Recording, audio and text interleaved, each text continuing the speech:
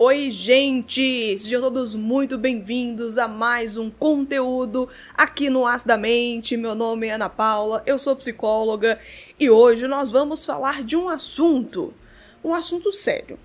Nós vamos falar aqui sobre estelionato amoroso ou estelionato emocional. Recentemente, eu vi no Fantástico, fez uma reportagem abordando o caso de um golpista que utilizava um aplicativo de relacionamentos para encontrar possíveis vítimas desse esquema criminoso.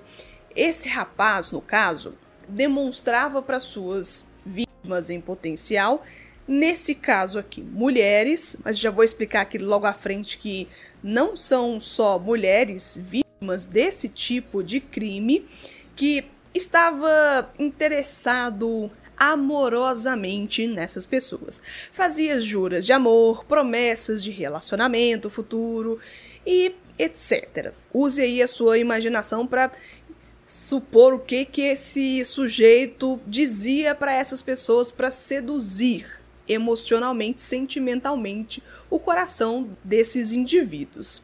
Mas no final das contas, você já sabe. Pedia dinheiro emprestado. Dinheiro esse que jamais retornaria para essas mulheres. Você já viu algum caso como esse acontecer? O que será que faz com que pessoas acreditem tanto em um sujeito desconhecido a ponto de dar dinheiro ou emprestar dinheiro em quantidades muitas vezes maior do que o bom senso diz? Quais são as características de um crime como esse? Fica comigo em mais esse conteúdo porque hoje eu te ajudo a entender as complexidades emocionais por trás de um golpe sentimental como esse.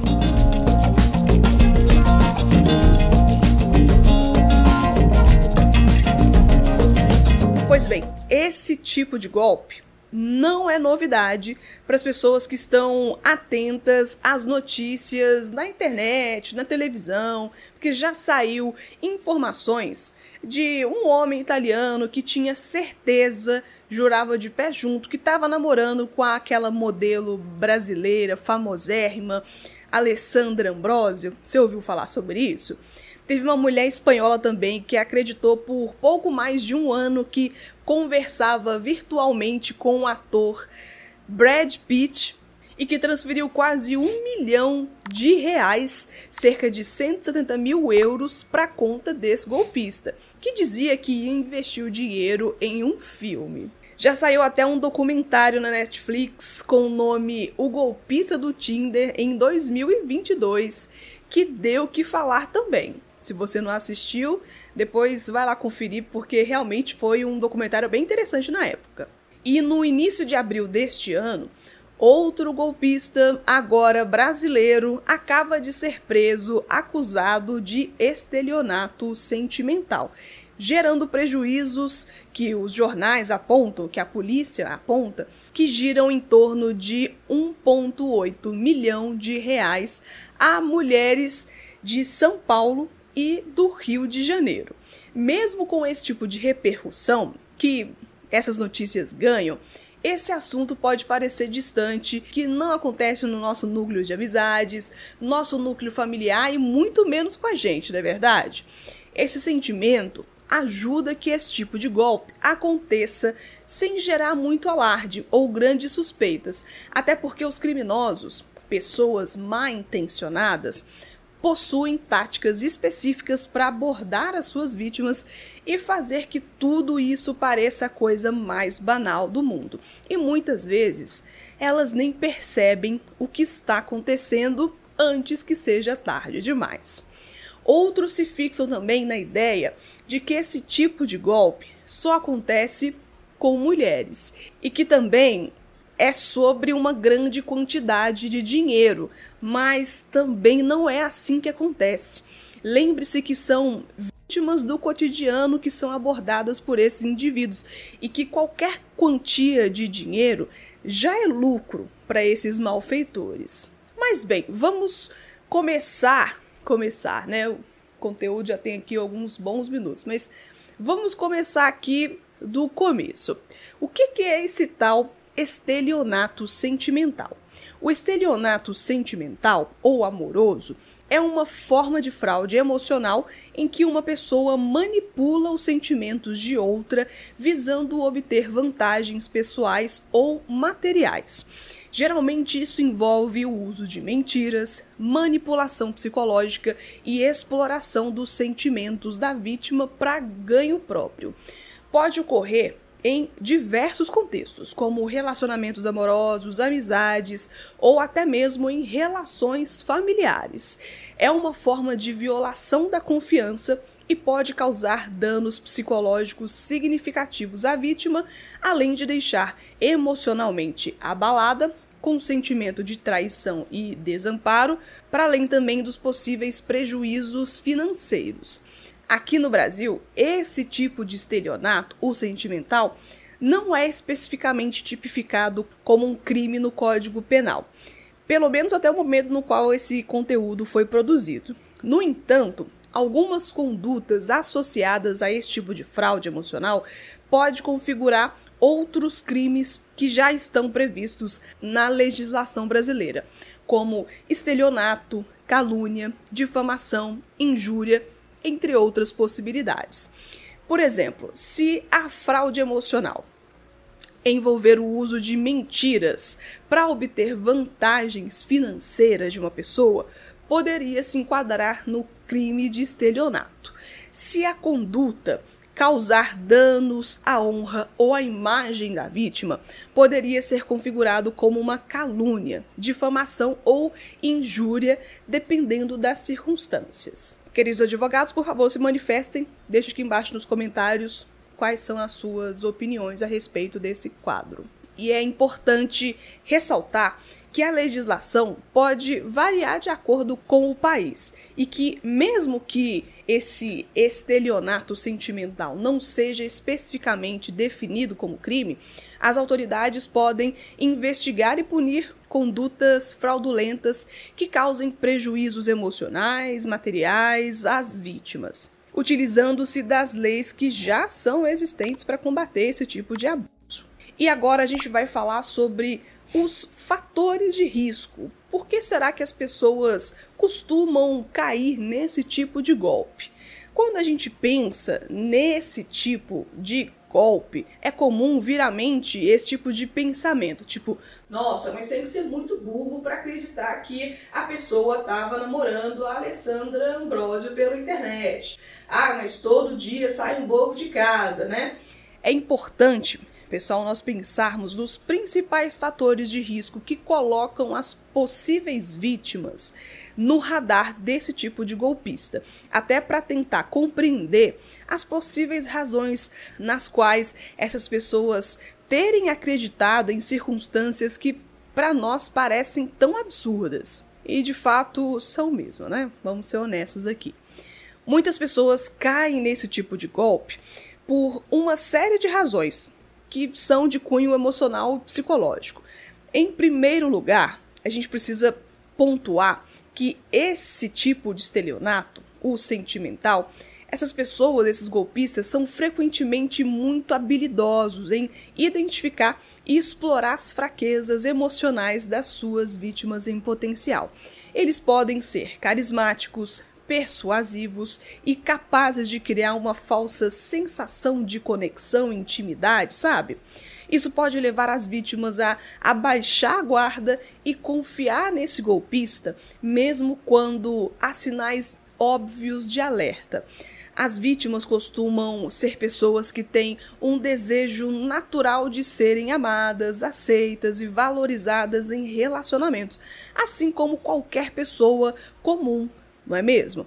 Os estelionatários sentimentais muitas vezes vão explorar essa necessidade básica de afeto e de validação, oferecendo elogios, atenção e um suposto apoio emocional.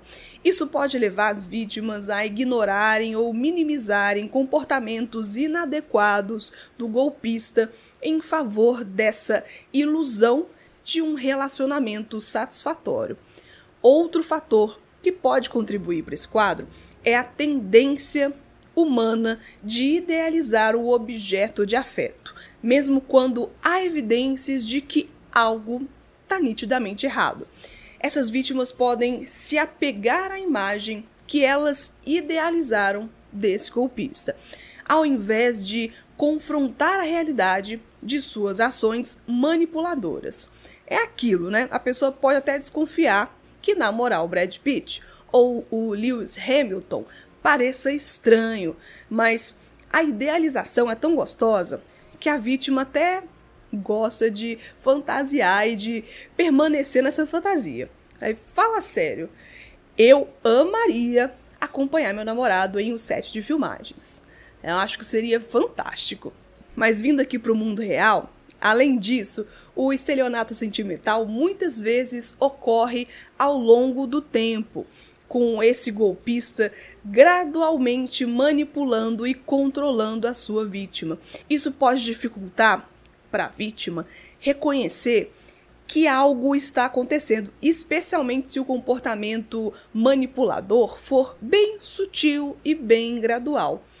Por fim, o medo da solidão e o receio de perder o relacionamento podem fazer com que as vítimas permaneçam presas nesse ciclo de manipulação, mesmo quando começam a suspeitar de que algo está errado. Em alguns casos, as vítimas podem se sentir envergonhadas ou até culpadas por terem sido enganadas, o que pode impedi-las de buscar ajuda ou denunciar esse golpista. E trazendo um pouco aqui para a nossa realidade, mesmo que pareça absurdo e muito distante, é necessário reconhecer que utilizar o afeto de pessoas como forma de manipulação não é novidade, não começou com a internet e os aplicativos de relacionamento também. Eu tenho certeza que se você forçar a sua memória, você vai se lembrar de algum caso que já aconteceu na sua família ou na sua vizinhança, quando nem existia telefone direito ainda. Pessoas mal intencionadas utilizam de todo e qualquer subterfúgio para alcançar seus objetivos, não se preocupando com o estrago que irão fazer, nem com os meios que irão utilizar para conseguir o que querem.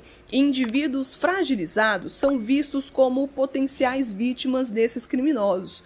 Um levantamento feito pelo G1, vou deixar referência para você aqui na descrição desse conteúdo, aponta que o golpe acontece com as coisas mais banais que você pode imaginar.